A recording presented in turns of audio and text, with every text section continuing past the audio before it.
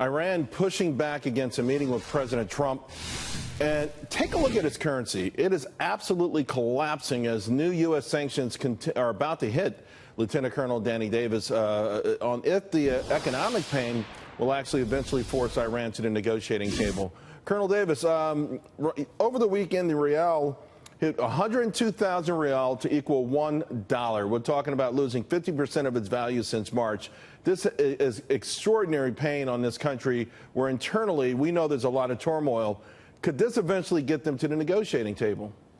Well, you know, Charles, I'm not sure that it's going to be able to do that. But what it certainly is going to increase their pain. The question is, how much pain are they willing to endure?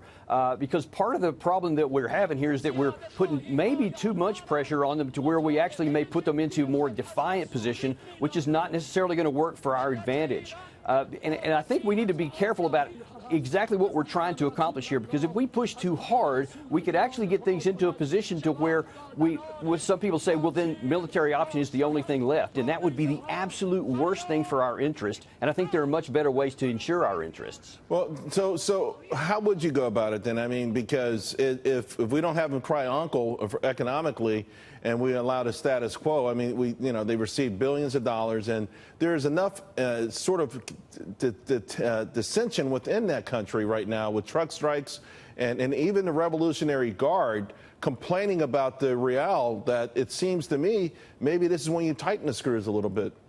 Well, ironically, it may be the opposite. I've actually been talking to a number of Iranian dissidents here recently who hate the regime, but they're saying the way we're going about it may actually backfire, because the regime is using all of this as saying, look, all this pain is because of the Americans. They're imposing this on us. This is not of our doing, and it's distracting from, as you pointed out there, the very legitimate discord within the country, because they are saying, hey, why are we spending so much money and time in Syria? Why are we doing all these things with Lebanon and all that?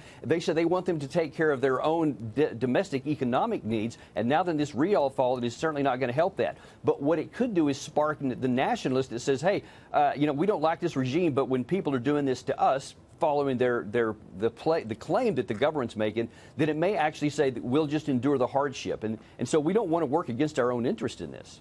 So how do we help what's happening internally there? These folks that you've spoken to, people that I've spoken to, we know that there's something going on, something with the potential to be significant. And I know the official policy is we don't want to force regime change, but I think we would welcome it.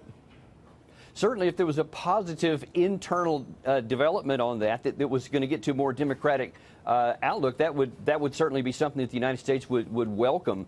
But what we want to do is to make sure we don't heighten the threat that we say that Iran plays. Because when you look at the region there, you see that they're actually not a threat to dominate anything in the Middle East, because you have Israel, you have Saudi Arabia, both very powerful economic and military powers that will constrain Iran. It's not as if that we don't press quickly that some bad thing is going to happen either to our allies or to the United States. We have the ability to have some patience here and to let the internal dynamics take their own. If we lower down the external pressure that we're putting politically especially, now then internally Iran is left to deal with their people, and they have to answer those hard questions without the benefit of being able to say this has come from the United States. Colonel Davis, thank you very much. Always my pleasure. Thank you.